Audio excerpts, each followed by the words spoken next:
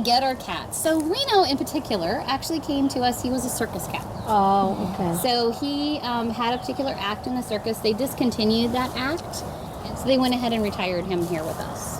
They actually paid for his cage to be built, and they paid for food for several years. So they were responsibly retiring him at least. So often the circuses will only use them for 4 to 5 years. He's like, I thought I was hidden. Crap.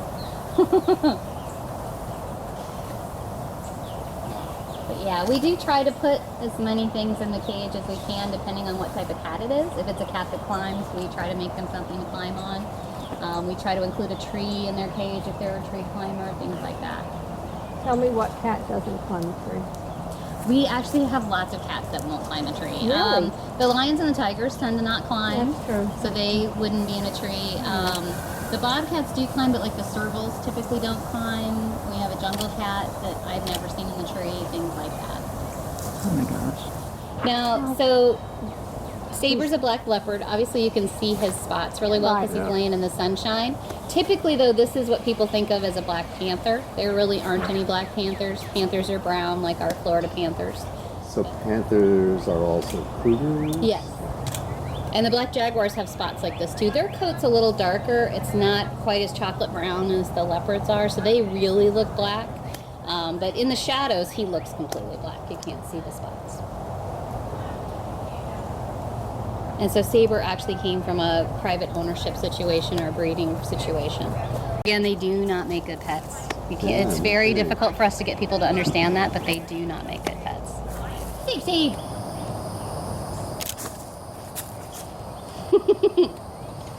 Yeah, the leopards always have a very direct stare. So this is actually how we feed them. You can see she still has remnants from last night. Her cleaners haven't quite got here yet. But so we put the food in there, and that way we're not actually, trying to hand them food. We drop it in from the top, or we'll close that door in the back, put all the food in, and then open the door, and she can come in and eat. You gonna get up on your perch? Come on. She's like, there you go. Yes, I will. Aw. Now, these are the biggest of the cats that can still purr. When you get larger than this, the leopards and lions and tigers, the greater cats don't purr, they roar. You can typically only do one or the other. Either you purr or you roar. She was born in '97, so she's getting a little older. And where did she come from? She was a pet situation as well. Cougars are often pets. Breeders will tell you that they have dog-like personalities. Yeah. And they're so adorable when they're little. They're like a little spotted fuzzball with bright blue eyes. They are absolutely cute as a bug. But of course, they don't stay that for long, They get to be full grown in 9 months, basically, so. Yes. Pretty girl. So, You can hear her purring. She doesn't want us to leave. Come here. Come here. No. Typical cat. She's like, no, Yeah. I got you to come back, so that's all I want. Come here. sit. Typical. Good girl. Sit. Oh, that's awesome. That's a great sit. Introngs are also called bear cats. I want to take your picture. Come on. Come on, baby. There you go. Okay. Thank you. Look at that He's tail. like, I know my lunch is over I know, here. that's what he's saying. He says, I'm ready. Yeah. Hey, Bella Bella. So she is a Bengal tiger. She and TJ actually came from the same place. It was a facility here in Florida that was breeding and selling cats for entertainment industry. And one keeper got hurt, another keeper got killed. So they shut the facility down. TJ and Bella and 2 of the other tigers were the last 4 cats that were left. And they were actually going to put them down if nobody took them. And so we actually went up and rescued all 4 of them. They are considered throwaway tigers because they're not white and they're not perfectly orange. So that, as you can see, she has a lot of white on her. It's not like her face isn't structured properly, but it's not what they look for when they're doing pictures or putting them in commercials or things like that. So is there any responsibility, the people who had them, do they have to make donations No. to, so No. it's all done? They don't have the same rights that house cats and dogs have. There are no animal cruelty laws for exotics. Exotics are considered property, not pets. They're not domestic animals like horses are. So is that Florida or? That is everywhere. Yeah. Really? Yes. We are trying to fix that. We're trying to do more legislative to try to fix the problem. Right now, exotic control is state to state. So some states have very harsh laws and you cannot own an exotic, and some have nothing. So you don't even have to tell somebody you have a tiger. You can own it wherever you want, however. Wow. Bella, Bella. Bless you. She knows we're talking about it. She's like, you guys talked about me, so now I'm gone. Pretty girl.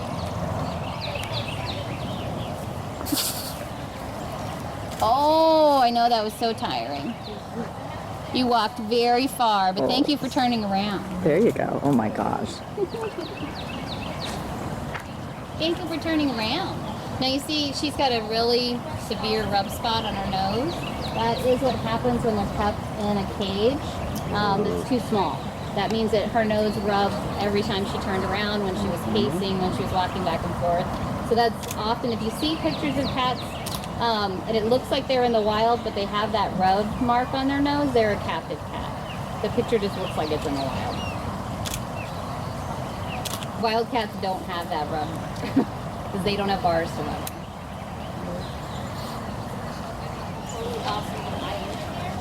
And it's cool.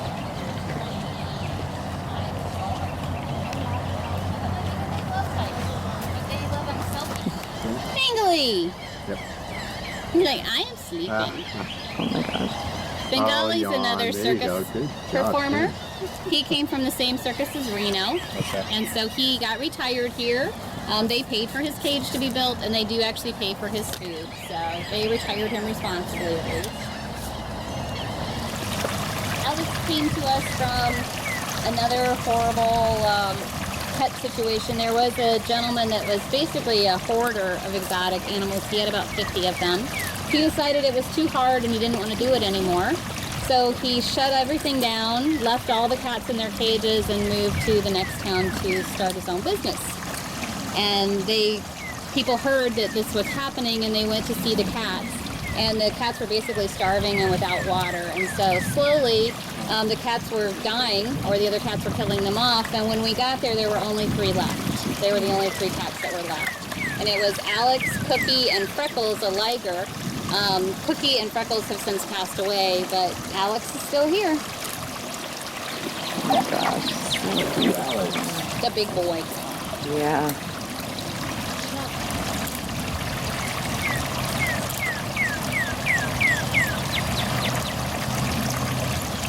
Good boy, Alex.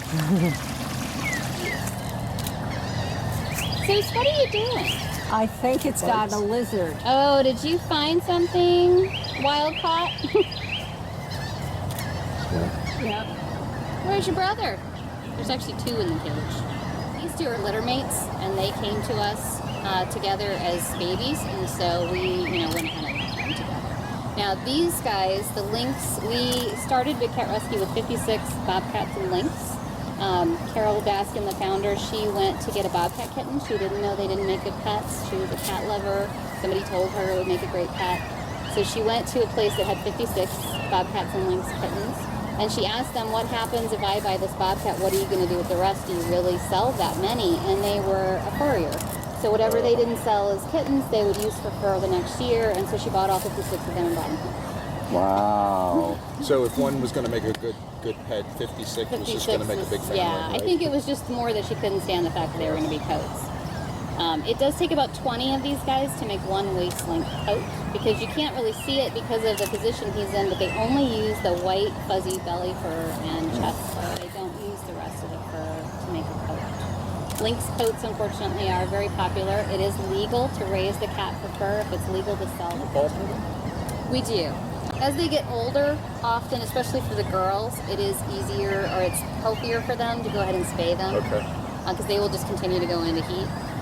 So it's a lot healthier as they get older to go ahead and spay them. But it depends on the situation they're in. If they're in a cage all by themselves, and they're always going to be in a cage by themselves, we'll leave them as long as it's not medically necessary. If there are two in a cage, we will alter them.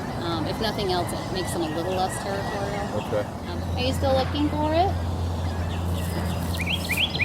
I think it's gone. Got away. Either it got away or you got part of it.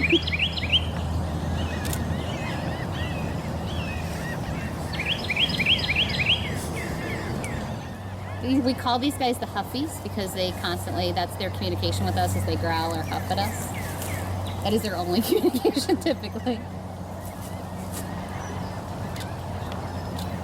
Where's Apollo? Where's Apollo? Do we need to go find him? That's Apollo. Handsome boy.